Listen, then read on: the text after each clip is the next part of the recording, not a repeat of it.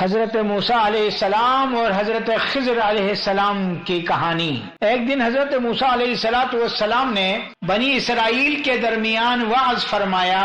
ایک شخص نے پوچھا زمین پر سب سے زیادہ علم رکھنے والا کون ہے؟ حضرت موسیٰ علیہ السلام نے فرمایا میں ہوں، یہ سوچ کر کہ اللہ نے انہیں کامل علم عطا فرمایا ہے۔ اللہ تعالیٰ نے چاہا کہ اپنے نبی کو عاجزی کا سبق دے، چنانچہ وحی فرمائی کہ ایک بندہ صالح خضر علیہ السلام ایک ایسا علم رکھتا ہے جو موسیٰ کو نہیں دیا گیا۔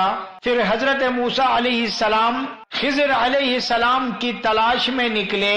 جب ان سے ملاقات ہوئی تو موسیٰ علیہ السلام نے عرض کیا کہ کیا میں آپ کے ساتھ رہ سکتا ہوں تاکہ آپ کے علم سے کچھ سیکھوں؟ حضرت خضر علیہ السلام نے فرمایا میرے ساتھ رہنا آسان نہیں ہوگا آپ کے لیے، کیونکہ آپ صبر نہیں کر پاؤ گے، لیکن اگر میرے ساتھ چلنا چاہتے ہیں آپ میرے کسی کام پر آپ سوال نہ کیجئے گا۔ دونوں ایک کشتی پر سوار ہوئے۔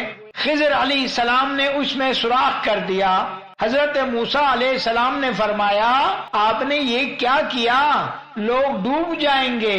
خضر علیہ السلام نے فرمایا میں نے تمہیں کہا تھا نا کہ تم صبر نہیں کر سکو گے۔ دوسرا واقعہ، راستے میں ایک نوجوان لڑکا ملا، حضرت خضر نے اسے قتل کر دیا۔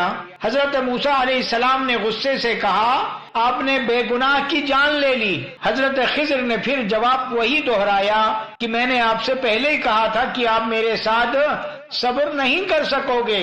تیسرا واقعہ، ایک بستی میں پہنچے جہاں لوگوں نے انہیں مہمان بنانے سے انکار کر دیا، پھر بھی خضر علیہ السلام نے وہاں ایک گرنے والی دیوار کو درست کر دیا۔ حضرت موسیٰ نے کہا اگر آپ چاہتے تو اس کام کا کچھ اجر لے سکتے تھے، آپ اجرت لے سکتے تھے، مزدوری آپ ان سے لے سکتے تھے تاکہ ہمارے کھانے اور پینے کا اہتمام ہو جاتا۔ آخر میں خضر علیہ السلام نے فرمایا کہ اب یہاں پہ ہم دونوں کا ساتھ چلنا بہت مشکل ہے، لہٰذا جدائی سے پہلے، الگ ہونے سے پہلے میں ان 3 کاموں کے جو اسرار ہیں ان امور کا وہ میں آپ کے گوش گزار کرتا ہوں۔ نمبر 1، کشتی وہ چند غریب ملاحوں کی تھی۔ ایک ظالم بادشاہ ہر اچھی کشتی کو چھین لیتا تھا، اس لیے میں نے اس میں نقص ڈال دیا تاکہ وہ بچ جائے۔ لڑکا وہ بدبخت اور نافرمان بننے والا تھا، اپنے مومن والدین کے لیے آزمائش کا باعث بنتا، اس لیے اللہ نے چاہا کہ انہیں اس کے بدلے نیک اولاد دے۔